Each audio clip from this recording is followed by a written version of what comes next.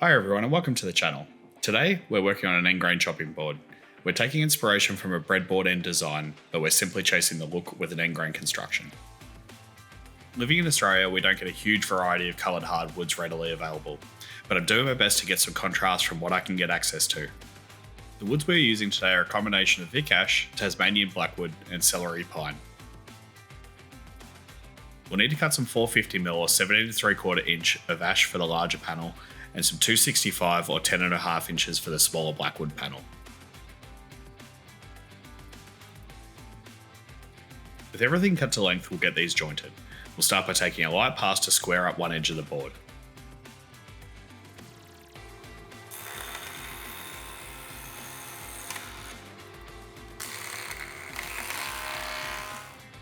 After getting one side nice and flat, we rotate the piece and take another pass or two with our freshly milled surface up against the fence to give us a nice square 90-degree corner.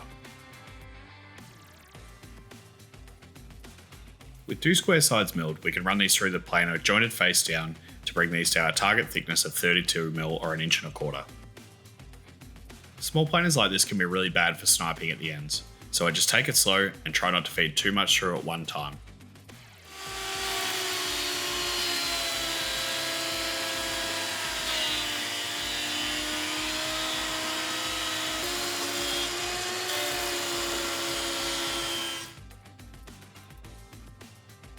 With everything milled down to the right height, I'll rip these down on the table saw. I've used the plain height to set the fence so that we have long square sticks.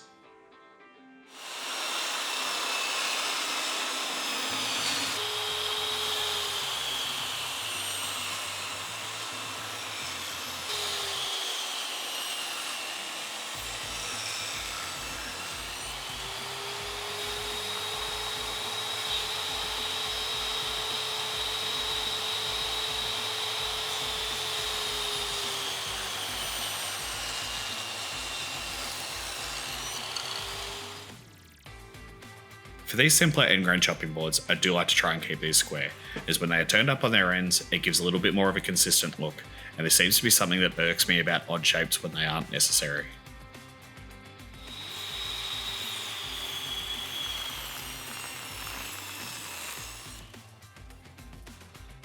With everything cut, we can get this one glued up into the first two panels. So starting with the ash, I'll lay these all out on the clamps and orientate the grains so that when we restack them, they should give a cool repeating pattern.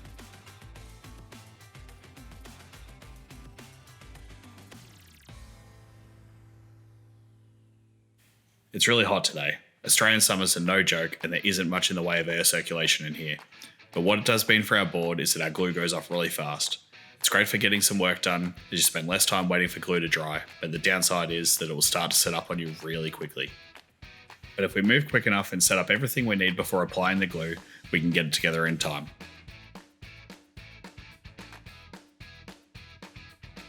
With the ash panel set aside, we'll quickly repeat the process for the smaller Blackwood panel that'll make up our ends. With the glue all sploobed up, it's time to leave these in the clamps and let them set for a couple of hours. With the glue set up, we can pop the clamps off. Don't be like me. Put something between your clamps and your board to avoid those stains. I seem to forget every time, and always kick myself afterwards. But in saying that, it's not the only time I do it in this video. And back to the planer to get these nice and flat.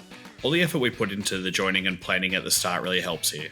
These barely need a few light passes to get nice and flat again. Now that everything's nice and flat, we can move over to the table saw and get it all sliced up again.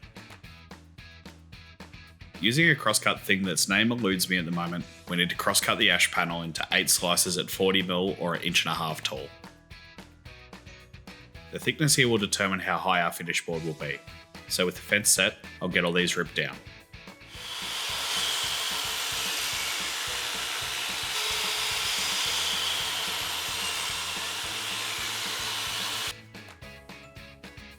With all of our pieces cut, I've also got my 2 strips of celery pine that'll give us the lighter line between the main panels, and I ran these through the table saw after ripping our strips so it's exactly the same height as the rest of our board. To arrange the pieces, simply play around with them until you get a look you like. For me, because I arranged the first glue up in a kind of repeating pattern, I think this should look pretty good if we flip every second slice and give us some kind of zigzags in the grain. Then just a little more glue, clamp it down tight and let it sit to cure for the last time. With the last claw up nice and dry, we can start actually making this into something nice. After popping it out of clamps, it's off to the drum sander. It appears the paper on my drum sander is about worn out, so this is taking a lot of passes, making sure we flip it over frequently to avoid excess heat buildup, as it can cause your board to warp.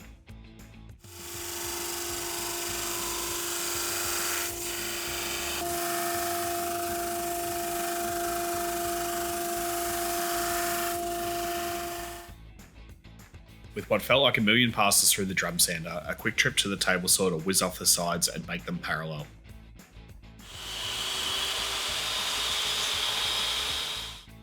With all the cutting done, I'll start off by applying a large round over to the bottom edges. I chop and change a lot of what I like on the bottom edge of chopping boards, but a large round over will give us some shadow when the board is sitting on a bench and also make it easier to pick up. Then for a small round over on the top, I'll add a 3mm or 3/16 round over. Damn it. The little screw that holds the bearing in place on the router bit has undone itself. Maybe a silly thing on my part, but I've never actually checked these before to see if they're tight. Maybe a tip for today's video, check your bolts on your router bits from time to time. So I guess this one can get a large round over on top as well. It's taking out most of that ugly gouge and we can fix the rest in the sanding. Starting with 60 grit to remove all those long drum sander lines and get everything nice and smooth, I'll move up to 120. Using a pencil to mark out where we've been, making sure we don't miss anything between the grits.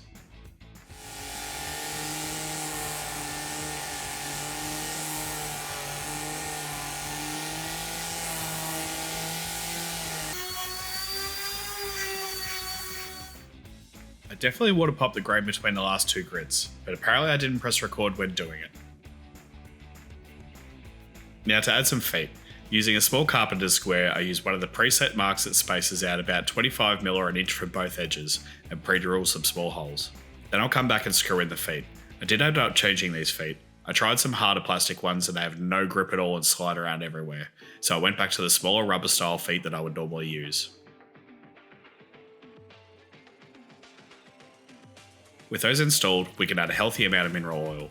For some reason, this board just kept soaking it up, so I applied several heavy coats over the rest of the day and it seemed to suck it all up immediately.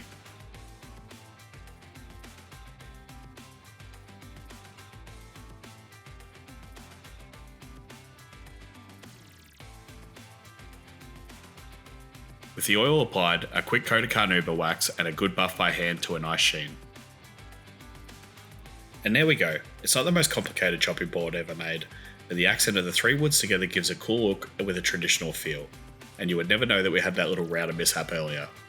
It was lucky I was able to sand it out. Thanks for watching everyone. If you enjoyed the video, please consider giving it a like and subscribing to the channel for more projects. See you on the next one.